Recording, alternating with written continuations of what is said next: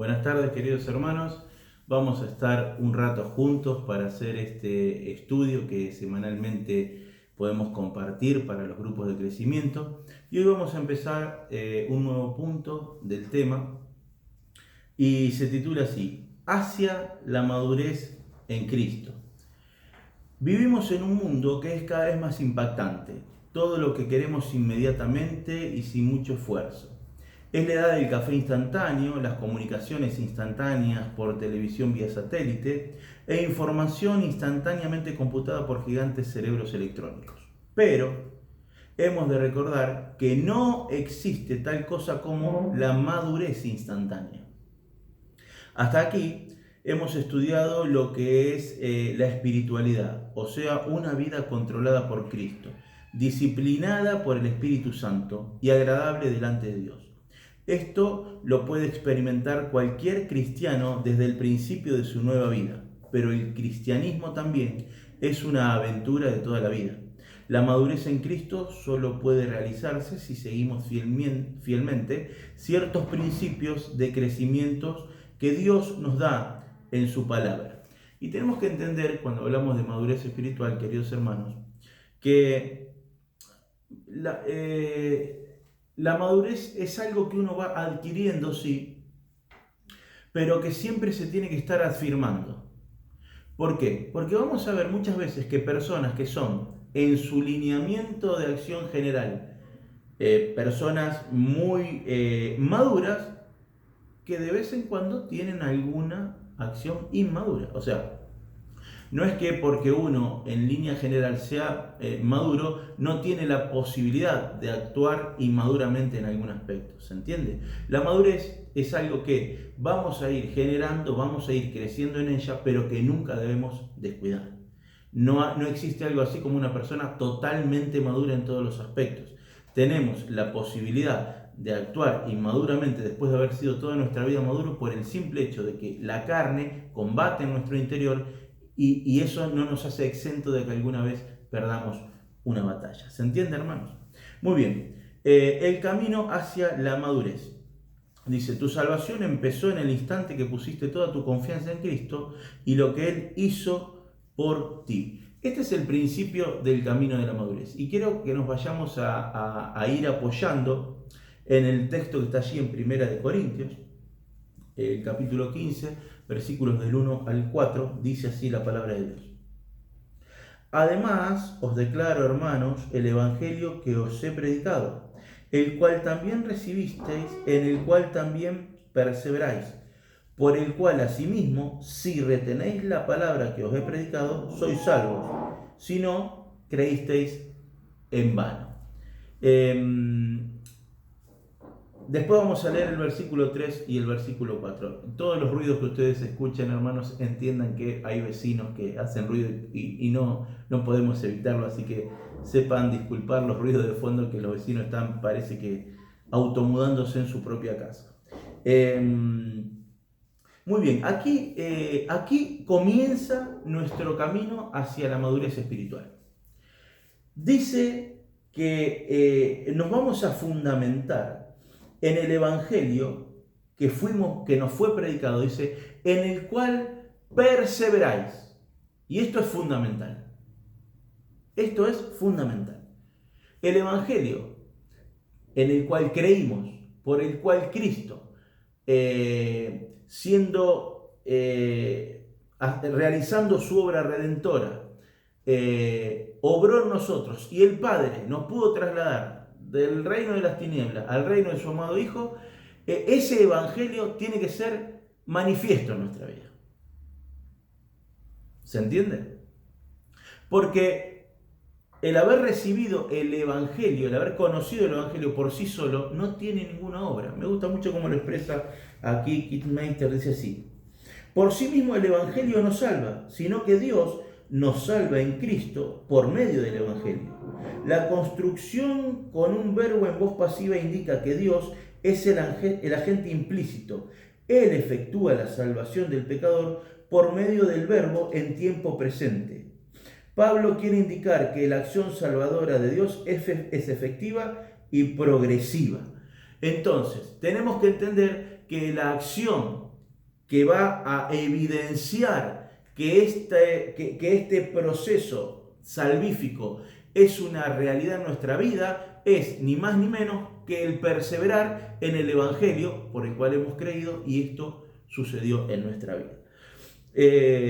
Hermanos queridos, hay algo muy fuerte que dice aquí el pasaje, en el versículo 2, por el cual, refiriéndose al Evangelio, dice así mismo, dice, si retenéis la palabra que os he predicado, sois salvos, si no, creísteis en vano. Y este es el punto de partida, para que vos y yo hagamos una autoevaluación de nuestras vidas. Y para que no estemos caminando un camino creído de una cosa cuando esa cosa es irreal. El principio del proceso de madurez comienza cuando vos y yo retenemos la palabra. Sí o sí. Porque el que cree y no vive, dice que creyó en vano. Y si creyó en vano, hermanos, la salvación todavía no es algo efectivo en la vida de esa persona. Es extremadamente profundo. Yo no estoy hablando acá de que nosotros vamos a discernir quién es salvo, eso lo sabe el Señor. Eso es un tema que no nos tenemos que andar preocupando ni tenemos que andar buscando nosotros a ver quién sí, quién no nos corresponde.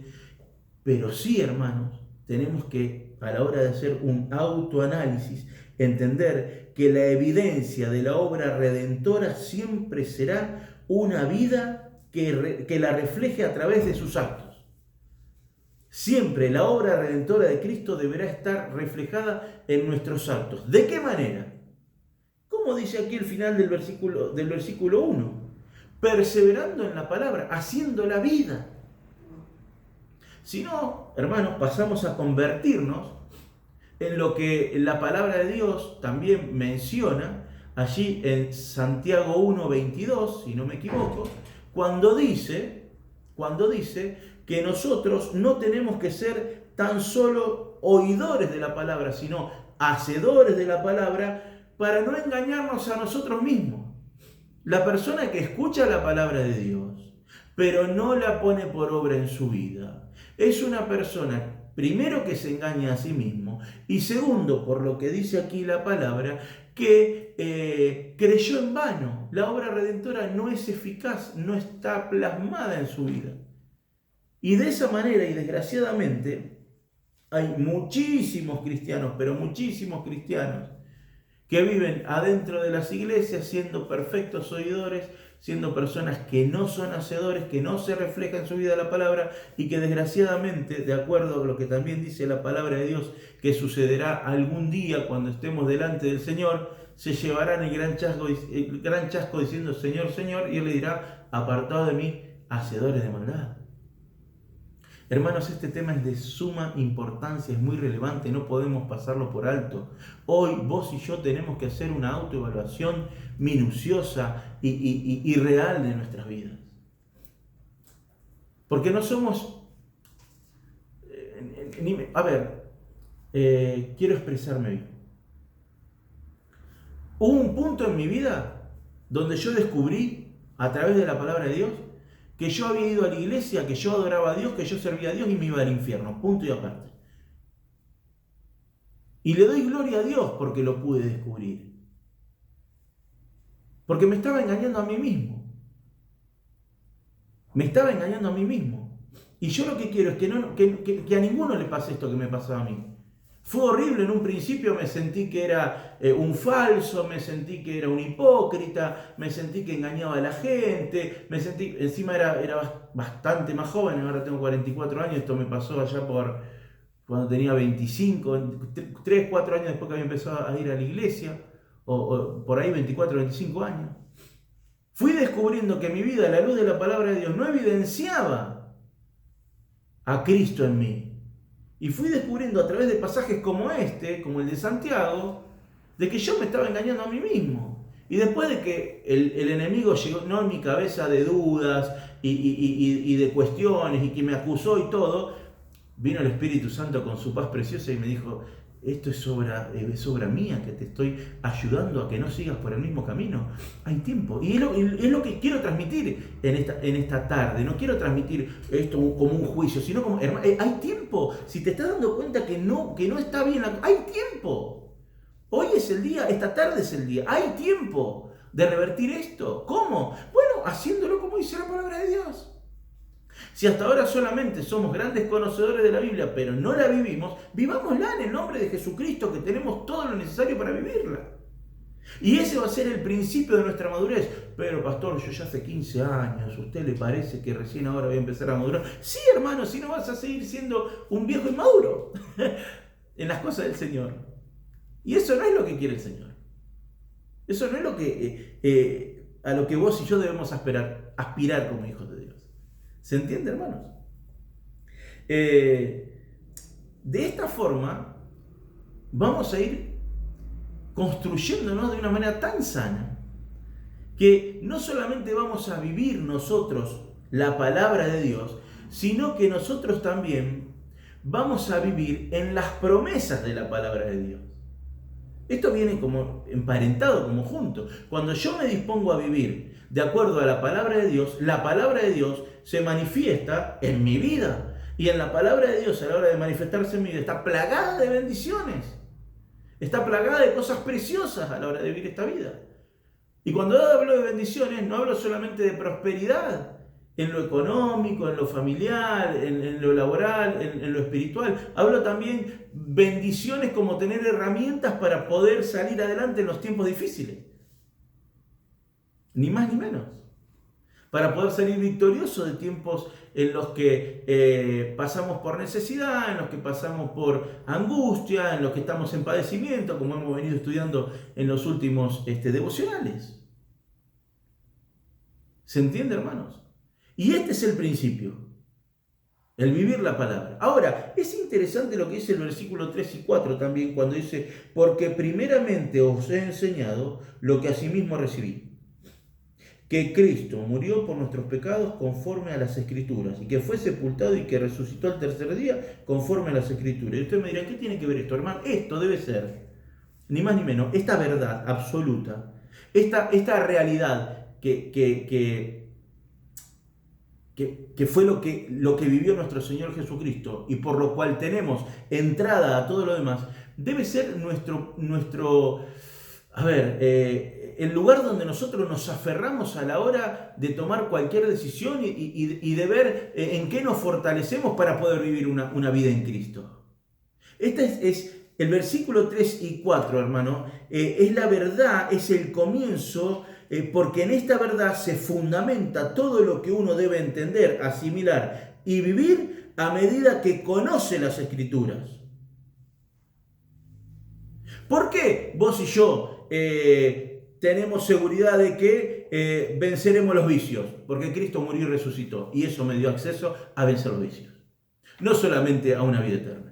Con la muerte y la resurrección de Cristo, que es lo que primeramente les enseñó, aquí dice el apóstol a los Corintios, primeramente les enseñé esto, dice, y con esto ustedes les tienen que alcanzar. Esta verdad tiene que alcanzar. O sea, ando en vicio, mira, Cristo murió, resucitó, venció la muerte y te dio herencia para que vos venzas el vicio. Venzo el vicio, punto y aparte. Domino mi carácter, Cristo murió y resucitó. Supero mis miedos, supero mis traumas, sano mi mente, restauro mi corazón. ¿Por qué? Porque Cristo murió y resucitó, ya me dio la victoria. Si me dio la victoria en la muerte, me dio la victoria en un vicio, me dio la victoria en mi carácter, me dio la victoria en mi pasado que me tiene traumado, me dio la victoria en un corazón que está dolido, me dio restauración. Eso lo que primeramente hemos nosotros creído y entendido, es lo que nos debe impulsar para que todo lo demás que dice la palabra de Dios no haya duda de nada y lo asimilemos y lo vivamos. Es tan precioso esto. Es tan glorioso. O sea, en estas simples palabras hay una verdad tan profunda, tan hermosa y que transforma las vidas totalmente, que no podemos darnos el gusto de pasarlas por alto. No podemos darnos el gusto de hablar de otros temas que parecen más relevantes o más profundos, cuando esto es lo más profundo que existe. Esto es lo más profundo que existe. Cuando alguien viene y dice, che, ¿y cómo vas a salir adelante de esto? No, porque tengo un Dios grande, tengo un Dios poderoso, porque tengo la fortaleza. ¿Por dónde fundamentas todo eso? En que Cristo murió, resucitó y venció la muerte. Punto y aparte. ¿Se entiende? Ese debe ser el lugar donde mi mente va cada vez que algo sin sentido se me presenta. Porque yo que creí en ese fundamento, que creí en esa verdad, allí voy a encontrar todo lo necesario para aplicar todo lo que dice la palabra, por lo cual voy a vencer esos sinsentidos que se me presentan en la vida. ¿Me explico, hermanos? Este debe ser el comienzo de nuestra vida hacia la madurez espiritual. Me fundamento en esta verdad, me fundamento en esta palabra y entiendo que no hay forma de desarrollarme correctamente como hijo de Dios si no estoy viviendo la palabra de Dios. Y en eso vamos a encontrar algo precioso y que hemos hablado mucho dentro de nuestra congregación, tanto el pastor Eduardo como yo, y es el propósito de Dios por el cual nosotros somos salvos. Somos salvos para estar una eternidad con Él, claro que sí, pero el propósito en esta tierra. Y hermanos, miren, el pasaje que vamos a ver, que les digo que es muy, muy, muy conocido, es el de allí de Efesios. Yo creo que usted hasta debe estar cansado de escucharme mencionarlo, pero realmente es un pasaje que ha transformado mi vida de una manera tremendamente. Allí en el capítulo 4, versículo 11 al 16, vamos a ver el propósito por el cual Dios nos hace salvos y nos pone y establece un propósito como hijos de Dios y también como iglesia, como parroquia. Dice así, 11 al 16. Él mismo constituyó a unos apóstoles, a otros profetas, a otros evangelistas, a otros pastores y maestros, a fin de perfeccionar a los santos para la obra de ministerio, para la edificación del cuerpo de Cristo, hasta que todos lleguemos a la unidad de la fe y del conocimiento del Hijo de Dios, a un varón perfecto, a la medida de la estatura de la plenitud de Cristo, para que ya no seamos niños fluctuantes llevados por doquiera de viento de doctrina, por estratagema de hombres que para engañar emplean con astucia las artimañas del error, sino que siguiendo la verdad en amor, crezcamos en todo en aquel que es la cabeza, esto es Cristo, de quien todo el cuerpo bien concertado y unido entre sí por todas las coyunturas que se ayudan mutuamente, según la actividad propia de cada miembro, recibe su crecimiento para ir edificándose en amor. Este pasaje resume el propósito de Dios para tu vida. Mira, hermano, yo no encuentro en la palabra de Dios pasajes bíblicos que guíen al creyente a estar buscando su propósito como algo escondido, como algo mítico, como algo, ¿cuál será el propósito de Dios para mi vida? Tengo que hacer ayuno, tengo que hacer oración, tengo que hacer un retiro. Yo no encuentro en la palabra de Dios que Dios nos guíe a eso. Yo lo que encuentro en la palabra de Dios es que todos tenemos el mismo propósito y que cada uno lo desarrollará según Dios lo constituyó. Es lo que veo en este pasaje, hermanos. Eso de perder el tiempo buscando de mi rol en el plan eterno de Dios, hermano, por favor, menos Netflix, más Biblia.